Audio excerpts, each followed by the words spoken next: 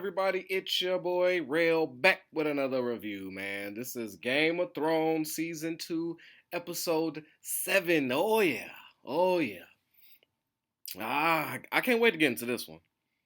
This is a prime example of dialogue, character development, and everything in between. This was very difficult for me to choose favorite scenes. Oh, should I give it a grade? 10 out of 10. I'll tell you, matter of fact, if I don't give you a score, just assume the episode is 10 out of 10 when it comes to Game of Thrones. Because it just doesn't lack often. But when it does, it fucking falls apart, as we know. But yeah, what I find so crazy about this episode is I was in the Discord, right? And I'm seeing statements like, "Oh, does Rail hate the Greyjoys or does he just hate Theon?" And then I'm saying, "Oh, it's so crazy how he is just all on top of Theon, like hates him, but capes for Sansa." And I'm like, "What?" And it's so beautiful that these things were thrown out. These questions were asked before this review comes out, before I watched episode 7. Because this is a clear cut case of what the fuck I'm talking about. My hate for Theon. Do I hate the Greyjoys? No. His father, yes. Theon's father, yes. Theon, I hate, yes. His sister, I really got no beef with. She's on an impossible island with some impossible dudes, and she runs them. She's a woman running these fucking thieves. Dirty ass thieves, and she's in charge. So I admire her resolve. Like, I'm not mad at her. I'm not mad. Theon, though? Oh my god. Oh wow. Oh wow. For this exact reason. So, why do I hate Theon and why do I cape for Sansa? Well, here you go. I hate Theon because he's running down looking for Bran, the other boy, the Wildling girl, and Hodor. Right? Am I mad that he's chasing him? No, that's what he's supposed to do. He let a valuable asset leave. So yeah, he's supposed to go get him. My issue is when he doesn't find him, and salute to Bran, by the way. That boy got a lot of goddamn smarts to be that young. He like, no, we cannot go be asking people for food. Every trail that leads to somebody is going to get that person killed. If we go to this little house over here, the dogs will track us there. They're going to get murdered, whether they know which way, which direction. We can't put nobody in danger. So suck it up, people. And I feel them on that because I don't know how long they've been traveling, but I've watched a lot of survival shows. Like, I don't know, I'm like obsessed with. There was like Bear Jock Grills, the island he did one, and it's like this other show about people in like 30 days in the wilderness alone, I think it's called. And they really don't be eating for like days, like weeks. And they just come in weighing 200 pounds, leave weighing like 150. So I'm watching like, okay, well, these little kids could be hungry for a fucking few days. Like, yeah, let's not risk no lives. So, why do I watch survival shows? I don't know. I think a part of me wants to go to the woods and see if I can make it. I don't know. Is that just some man shit? Is it just because I've been in the city my whole life and I just want to see how I would fare in the wilderness? But like, I don't want to fail because then that'd be like death. So like a controlled environment. I'm going off on a tangent. I'm sorry. But that'd be good content for y'all. Me in the woods, I look like a Blair Witch Project.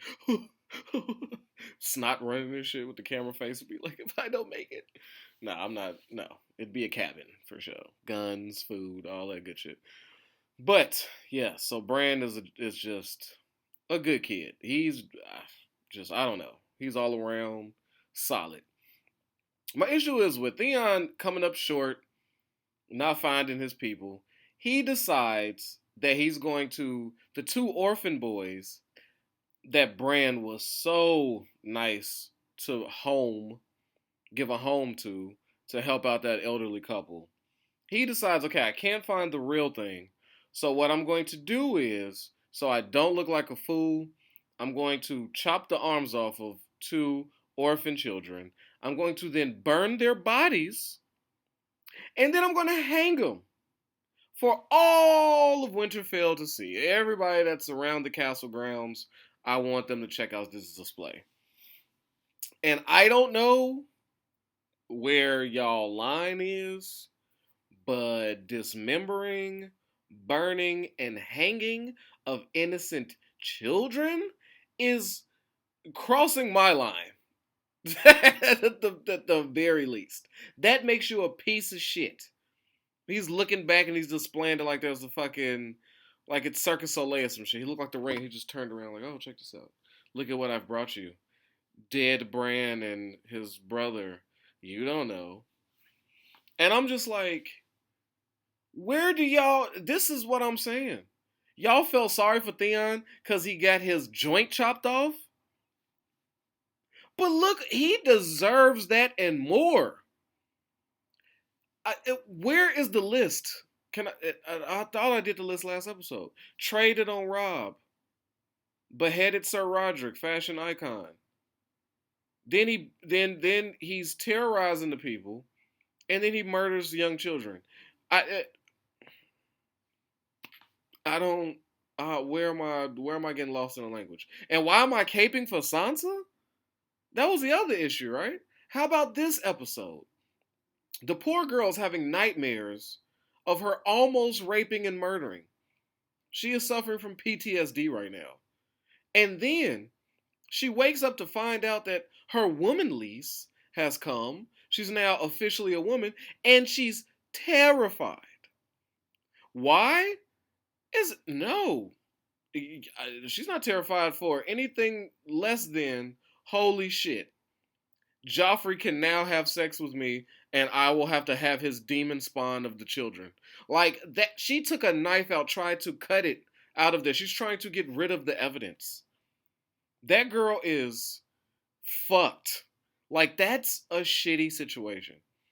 Then the one dude that she's reaching out to, the hound that saved her, she just wants to say thank you, bro. Like, hey man, you saved my life. I appreciate you. Thank you. And she is only met with aggression, like, fuck off, little dove. Like, I'm doing my job and killing is fun. And then he tells her that her father enjoyed killing. Like, he's just throwing smut on her dead dad's name. And it was just an apology, bro. I mean, it was just a thank you, bro. She was just saying thank you. What is this energy? This poor child, like, her defender is not fucking with her. Like, good God. And then she comes on the woman lease, and then she's betrayed by him. Shay threatens the lady because Shay holds it down, like, hey, don't worry, we got this. And here comes the hound, ready to snitch on her. And now she's got to go sit there and listen to Cersei shit. Now, in Cersei's defense, I'm also finna throw a cape on. Cersei was very vulnerable this episode. And like I tell people, I was just talking about this last night. I was a little drunk in the Discord. Sorry, y'all. But I think all things were true. But I was saying on the rewatch, oftentimes, the people you liked or you were a fan of, once you go back, you may go, I don't really like that motherfucker. Like, why did I like them initially? They're a piece of shit. Which is 100% what I expect people to do when they rewatch House of the Dragon. It may not come on the second one, maybe even the third one, if you're a little too hard-headed. But by your fourth rewatch, when you know what's happening, and you get to look at the little details and their actual idiosyncrasies, or whatever that word is I just tried to bust out on y'all, you're going to realize you hate Daemon. But I'm going to wait. Just don't you forget to tell me, like, yeah, I don't fuck with Daemon. Don't forget that part. You know you ain't gonna do that. But yeah, so, and the people you hated, you turn to like or respect in some sense. And this is what this rewatch is doing for me. I hated Sansa my first go through. And now look at this. I just feel sorry for that girl, man. She is being tortured mentally. But then you got a Cersei who decides to open up this episode. And I hated Cersei on my first watch. Now, I'm empathetic. Now, I'm like, oh, I got it. I understand Cersei. She's not just evil to be evil. She's not a bitch just to be one. She has to be. It's a hard world. And the fact that she sat there and kept it a buck with Sansa, like, hey, look, you ain't gotta love him. Don't force yourself to. Just love your kid. She is telling this girl, she's giving her the script on how to survive King's Landing. Now, her dad's murdered. Her brother is captured by her brother. Don't know what the fuck Jamie's got going on. But yet and still, she decided to impart some very valuable information to Sansa because the girl deserves it. She understands that because your family's fucking us over right now, doing us bad, it's not your fault. When she tells her, "Oh, you used to be happy." That's how she broke down. I used to be happy to give little the king princes and princesses. Now not so much. Then she shares her story with King Baratheon, how her child labor was, and just giving her the harsh realities. And then when you hear her story, it's like, oh my god. But Robert Baratheon was just bringing home pelts and shit, and she was like, "Oh, thank you for this boar's head. Here's a baby," and that was our exchange. And I'm just like, all right, that's got to be rough. And she said, "But fuck him. I didn't want him there anyway." You know what I'm saying? I had the Meister, I had the handmaidens. They were top notch. So I was good. And then I had my brother there. And then we see her drift off into Loveland and talking about Jamie. But Cersei's a person. She's not evil. Like this is her. And I was just like, wow. Like I'm rewatching this. Like, whoa, Cersei is okay. So she's putting Sansa on game. And then another thing with Cersei, she just went in on Tyrion last episode, but I guess what I think is looking at Sansa and her fear, and they run it through. He's like, "Oh, 200 ships are coming, fire coming." They both decided this scene, which is one of my favorites. Like I said, there's so many favorites, but this scene in particular with Tyrion and Cersei, where they're still fake. Like Tyrion's faking like he doesn't know about Dragonfire, and she's giving him the plan bits and pieces like he doesn't know what her plan is and she believes he doesn't know. So they're just playing this fucking game. But at some point, it dropped. It just got real. I don't know what that switch was. I'd like to think that conversation with Sansa helped motivate it. Where she just like, man, because that was when Sansa, she was first thinking about Jamie, and that is Jamie shit is really weighing in on her, right? So during Tyrion's banter, it really put Tyrion in an awkward place, and I thought his acting without words were fucking phenomenal. As she sits there and goes, just lets it out, like let's not hide this. I slept with Jamie, and I can't control Joffrey. Motherfucker, you think, oh, that's what it was. That's what triggered the conversation. When they both realized, like, I can't do anything about Joffrey. Okay, I don't know what the fuck is wrong with that boy. He's always been difficult. I don't know. And Tyrion's like, that's what happens when you give a dog a crown. You can't control him. And she's just at her wit's end about her shit son. And then she's just sitting there letting it resonate like, wow, maybe this is our curse. And Tyrion knew exactly what she was talking about, and she just stopped him. Because he was finna say some kind words. And she was like, I know what you're going to say. Targaryens married each other. They lay with each other all the time. But look at their house. They used to say when a Targaryen child is born, you flip the fucking coin. Half of them went mad. So a lot of gems were dropped about House of the Dragon this episode, and I'm trying to pick those up. So this is one. This is one of those things. So we know that some of the Targaryens go mad, just not the Mad King. There was a lot of them. So I'm not seeing no mad shit on House of the Dragon. I could probably see it in Little Aegon. That's probably coming. But Aegon ain't a product of Targaryen on Targaryen. He's just a piece of shit. I don't know. Maybe some of Rhaenyra's kids? But anyway. So she's opening up and just letting it be known, and Tyrion's like, whoa. this is getting real. Like she's not even faking like she wasn't fucking Jamie, and she's just crying and bearing her soul, and he's his face like, oh, this is my sister. She hates me. I'm only good at attacking her and defending myself. I don't know what to do to comfort her. She says, hey, but he says, well, hey, man, you beat the odds. The other two kids are just a joy. They're wonderful. Like, you got one fucked up one. And she's just breaking down. She's scared for Jamie, and he too was nervous for his brother. And Tyrion just keeps side eyeing her. And look, thought that was brilliant. And then when she looks up and sees who, it's like Cersei breaks down for a moment, breaks her wall, lets him in, and then she looks up and realizes this is Tyrion I'm sharing this with. Like, what the fuck is going on right now? And I just thought that scene was beautiful. Like, goddamn, that was great. But again, I feel for Cersei. Like, I mean, I don't know. I don't know. And then, what else we got? We got Jon Snow out there in the snow, and his whole thing with Ygritte. She's really landed on thick with this whole section. She's like piecing together Jon Snow without him answering any questions. She's like really getting to know him. She's every time he tells her shut up or keep moving, and the questions he decides to answer is all giving her everything she needs to know about him. And I thought that was very interesting. Because on your first watch, you're looking and you're probably like, oh, she's just fucking with him.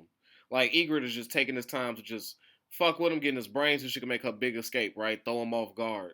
But no. If you really watch that scene, Ygritte is really piecing Jon Snow together. When they had that big clash about, oh, what it means to be free, you're not free. And then she hears his reasoning and counters him with the, so if you got blood of the first man, then why are you fighting us? And the fact that he didn't have an answer let her know about his character. Like, you don't know shit. And she says, you don't know Snow. You don't know nothing. She has pictured, she's put them together like, you just a child out here. You ain't never laid with a woman. You don't know how to fuck. And if you come with me, I could teach you all these things. The girls at the camp will love you. Why don't you try some freedom, dog? Try some free. And she sees his facial expression like she's reading this man. But what I did appreciate is how Ygritte showed us that men have not changed over thousands of years. Thousands of years have come and gone, and us men, are using the same tactics to this day. When she said, oh, I heard if you don't use your balls, then they'll fall off, right? You'll get blue balls if you don't use them. A lot of the boys from our village come and tell me, like, they beg me, say, please, if you don't, then my balls will fall off, they'll explode. And, I'm thinking they're just saying that to get next to me, even though that wouldn't work. So she let him know two things in that she's just having some conversation, but she also let him know, I ain't been getting smashed like that. So if you want some of this, I'd be willing. I'd be willing. So she was letting her know she ain't no camp hoe. But I would just thought that was hilarious because I'm like, damn, they was trying to get that line off even back then. That line that is old as time, bro. Motherfuckers use it now. I'm knowing kids use it now, and they're gonna keep using it for many more years to come down the line. Classic line. I've never used it, never had to. I mean, come on, it's real. It's real. Like, like let's not do that. And then we see Jon Snow get captured at the end. Well, he didn't get captured, but he got surrounded. So, but he kept wandering out there like for hours, and I don't even know what direction he was headed. And it looked like she was leading him. Like he had her all this. He was just out there lost, just lost. So poor Jon Snow. That's what his story ends. Um, where else we got? Oh, this was All right, let's head on over to Harrenhal. Right, with the great Tywin and Arya. This is one of my favorite scenes. where Tywin, is sharing his meal because he just likes talking to Arya. She's the only person. I mean, Arya can read. Well, right now he has assassination attempts on his life, so he thinks. Right, so they just hanging random soldiers. I thought that was kind of harsh, but he's kind of staying indoors. Time was like, okay, so y'all don't know who the fuck the assassin is? They got some rare, the murderous poison darts and shit. No, I'm not coming out there. He ain't say that, but that motherfucker ain't leaving outside them doors. No, he gonna stay up there high. Now, while his people are doing that and he's not going outside, his only conversationalist is Arya, and she has seemed to be that for him. Like she is smart. He enjoys her wit, right? And just picking her brain. And he likes teaching. Tywin is a man who enjoys, like, you could tell he liked raising his children. Like, that's what he did. He's big dad energy. So he's sitting there picking, Arya's brain, and they're having their back and forth banter. And Arya shares a lot of information of what she was into. She tells us stories of her niece and the dragon and the sword that they carried. And I'm over here listening like hard. I'm like, okay, so he was like Aegon's sisters. I'm like, is it this Aegon we're seeing? Because we know. I don't know why they be using the same fucking name only to confuse real. But I don't know if they're talking about this Aegon because I'm like, he's only got one sister and he's married to her. There's no sisters. His family is just him, his bro, and his sister. So maybe she's not talking about that Aegon. And I'm like, Rhaenys. So they named another sister Rhaenys. And they're talking about the other ones got the blade that's named Black Death or something like that. So I'm really listening. I'm like, oh, what the fuck? And because Tywin gives us a story of how Harrenhal came together.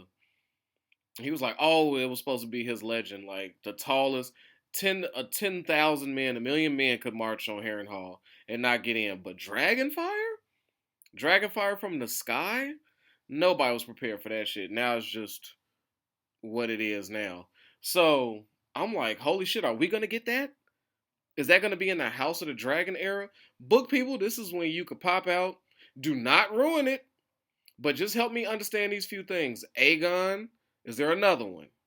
Okay, they can't be talking about this one. Rhaenys, is there another one? This sword and that sister, whose children are these? Put me on to that. Don't give me, okay, scriptures from your fucking book Bible, all right? I'm just asking these few questions, people. Enlighten me. But as they trade dragon stories, he's like, you're a weird little girl. Most girls is into princesses and they know this, and you know about dragons and shit. And she was just saying, well, most girls are dumb, and even he had to crack a laugh. Like he is enjoying the shit out of Arya, and Arya, as much as she stared at his throat and wants to stab him, there's a respect for him. And then when she talks about her dad, right in his face, it's like, man, I never, met a well-read blacksmith like that. And she's like, well, how many blacksmiths you met? And then he quickly checked her. I love that. He's like, all right, careful, girl. I enjoy your company. But don't get to, talking crazy. Don't get to doing this. But it's just that to see them two together is just film gold. Like, I loved every minute of that conversation. I loved how he looked at her like, shit, girl. Like, if you was somebody, you'd be somebody. Little do he know that she's the second most valuable thing in his arsenal. So that whole dynamic is great. It's great. And I think mutton he didn't want to eat. I think that's like sheep or lamb. I think real is cultured. Somebody answer that. Am I right? Is mutton sheep or lamb? I feel like I know these things. So that gave us good insight on House of the Dragon. I want to know, is that going to be in our era? Is that going to be some one-off shit? I don't know. But we could wrap this up at where? Karth? I think Karth was the next big thing that things happen. So she goes to 13. Well, our boy Jorah's back, and he's salty that all this shit went down. Like, damn, Dothrakis were murdered, dragons were stolen. What the fuck? I was gone for like a few days looking for a ship. You niggas couldn't hold it down for a few days. Like, I felt Jorah's frustration. Like, what the hell?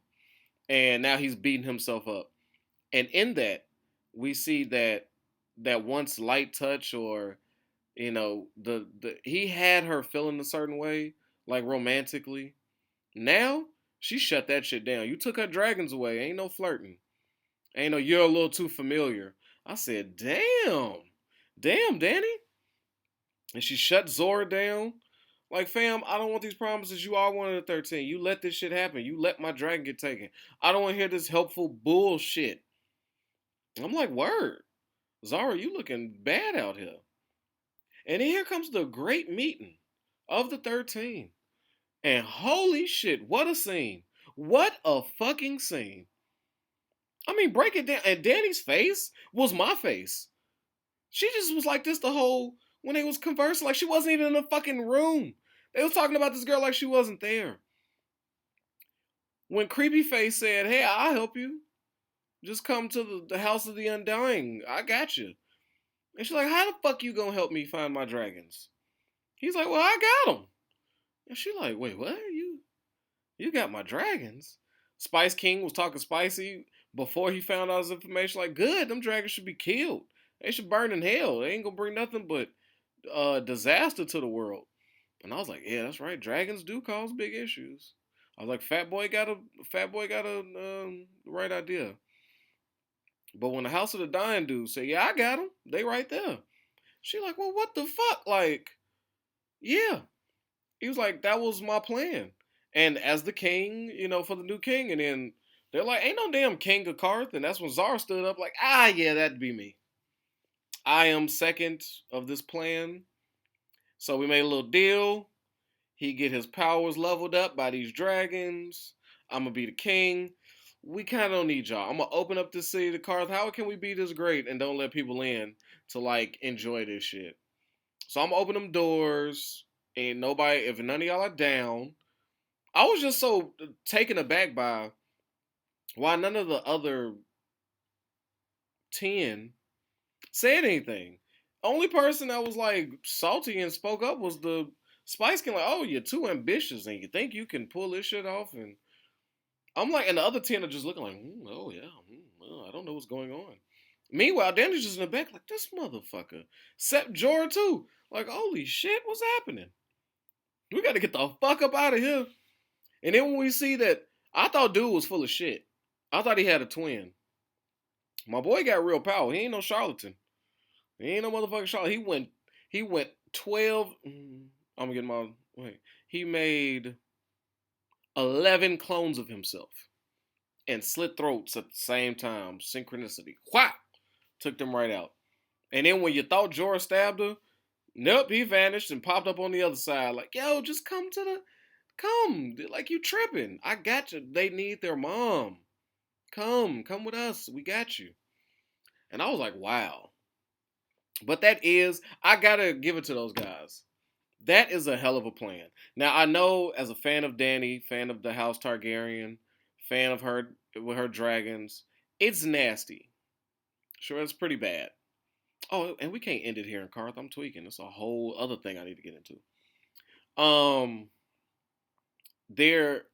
It was a solid plan.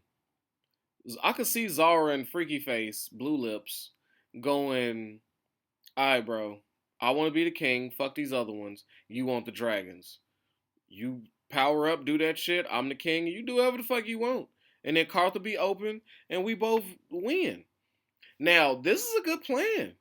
And it's worked out to perfection. They couldn't make a deal with Dany because she has dreams of taking over, but I ain't got shit. And I know that if she was to go with the plan, that she would just have to marry him as king, right? He'd give her everything she needs to go take over. She just got to split it with him. She wants to do it dolo. I honestly think it's a good plan. And they're not trying to hurt her or her dragons. They're just trying to force her hand in a business deal, but which would still benefit her. But there's that nasty little thing of murdering the people she came with. And it kind of fucked things up with that one. Probably unforgivable. She killed her favorite. Well, she killed one of her favorite girls and got the other one missing. So, but when they said she's missing, I'm automatically thinking like, Shorty got something to do with it. She do, cause that girl love them dragons, and she gonna be with them damn dragons. Probably was like, no, no, no, no, no. I know how to take care of the dragons. Just take me with them. We good. Don't slip my throat. So yeah, Danny is in some shit, and it's like, whoa. So, but it's excellent, excellent. And Zara I'm not mad at Zara. I know y'all are. I'm not even mad at Blue Lips. It's a solid plan. Y'all got to give credit where credit's due. It's fucked up, but it's good. Now we can end it with Jamie. Like I said, I hated Jamie back in the day, but now I fuck with him. I do. I'm sorry, people. I know. Y'all only watch me and get upset. That's your fault. Okay? I'm probably going to shit on a lot of people you like. And I'm definitely going to look out for the ones that you hate. Because I gotta, come on now. Come on. I'm gonna get you thinking. Now, so Rob is gone with his little fine ass soon to be mistress, right? Soon to be wife. A little sexy. Go get some supplies and go accept the surrender. Add some more things to the thing. But before he goes, he's presented with the same issue he was presented in episodes ago. There is something brewing against him that he will not recognize. And it's their anger with them having to keep all these prisoners fed and comfortable. He told them niggas, oh, ain't no space for him? Cool. Build him some space. Until then, put him in with Jamie. I said, damn. Rob, listen to your people, bro. Fuck these prisoners. You can't, you got to keep your people happy. Now, we know his nobility. And he shared it with old girl. He's like, look, it's not their fault. The prisoners, it's not their fault. They were drafted into this war. I want people to come out alive. If I don't gotta kill them, I don't want to. But he is not realizing that to his people. He is dictating, he is yelling, he is trying to be kingly as he knows best. But sometimes I feel like if maybe he shared that with them, his reasons for not killing these prisoners, his reasons for suffering through this, maybe they fight for us. Maybe they want to. More soldiers now. More people to take back and work your lands. Something. Hey, you can take these groups as your slave. Dole out some shit. In a war, when it comes to war, when you're fighting for a king and you lead in a faction in that army, the king often gifts these people things because they know it's some spoils in war. Yeah, there's a lot of depth. They're not going to sacrifice their people for nothing. So as it stands, as far as we are concerned, they're just fighting for Rob and oaths. And oaths only go so far. And I feel like I'm fucking that word up. I'm saying oaths with a THS, but you know, it sounded like an oath. But it's just the Chicago in me. I'm sorry. But oaths are going to take you only so far. We need tangible shit. I'd say if Rob just told him like, yo, don't kill them, make them your slaves, free labor, you can sell them, I don't give a fuck, but you can't kill them. All right? For these reasons. And then worked it out, but he's, so now people are pissed. Right? People are upset. And they gotta look at these fucking things. So now here comes Jamie. So dude goes in there. And I remember getting mad at this scene. I was like, yo, Jamie's a real piece of shit.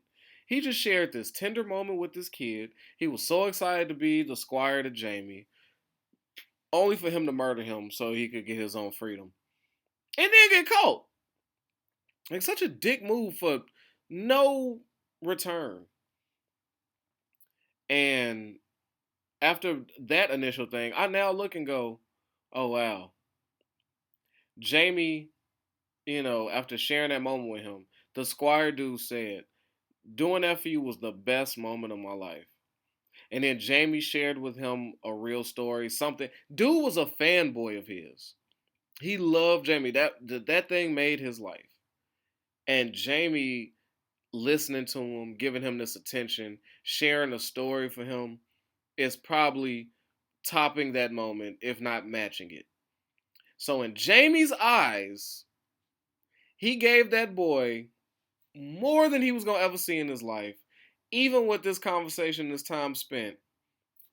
And since I did so much for you, I'm gonna go ahead and take your life. Because you weren't gonna achieve to do anything more than what I just did for you. My squire and my time. I know that sounds like I know what it sounds like. But bruh. And I mean, it's my freedom or yours. My life or yours. So at least he gave the kid a good convo before he did it. He could have just did it out the gate, but he decided to share that story with him. There's similarities there. Give him. He gave him his last meal, so to say, like when he didn't have to. But I mean, it did free him. It worked. But in that freedom, he killed one of the general's sons, and now they pissed. Oh yeah, and then he get caught. So now they want his head, and Catelyn Stark is jumping in, trying to play the role of Rob, and it's getting out of hand because they ain't trying to listen to her. They trying to threaten her, and it's getting spicy. They already mad that prisoners are alive and eating their food. They're already pissed at Rob about this. So now you mean to tell me I can't even get justice for my son? Like, no, no. But she fought him off. Catelyn did one good thing. Fought him off. And they as Brienne and her walk around, they see the motherfuckers getting drunk, they getting rowdy, they mad. And they want Jamie's head. And it's looking like they might get it.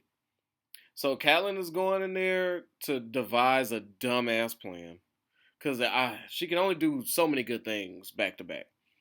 At this point, we don't know what the plan is, but it's going to be dumb.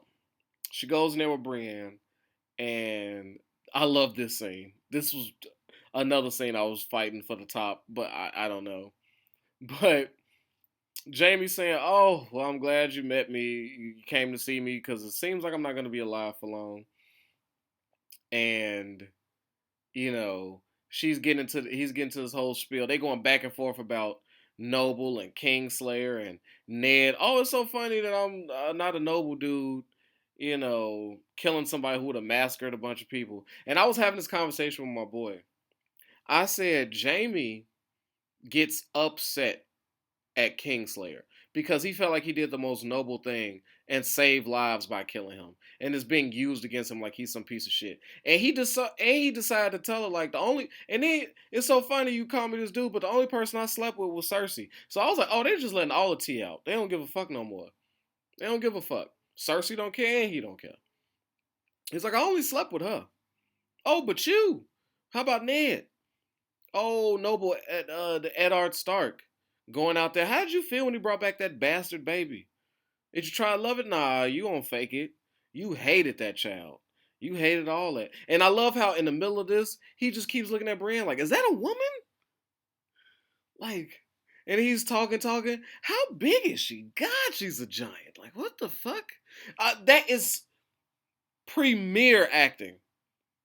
I'm talking about they having an intense shit. You zooming in on Catelyn's face. He's talking to her soul, and then in a second, he'll break it and just all at the size of Brienne.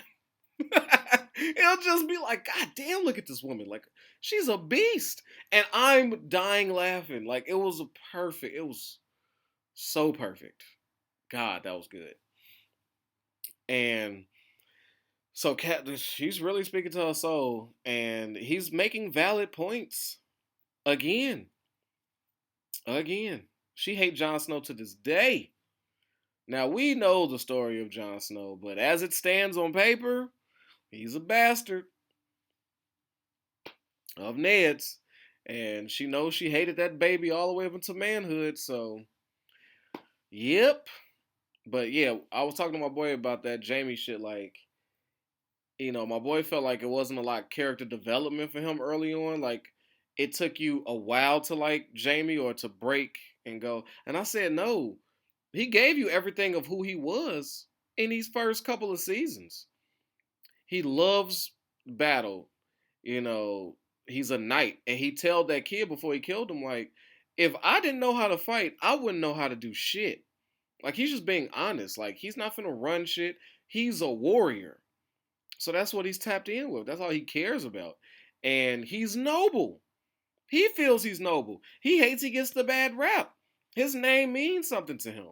And the fact that people just run around shitting on him, calling him Kingslayer without adding context, pisses him off. And he doesn't respect anybody that doesn't fight, that doesn't pick up a sword, because that's all he.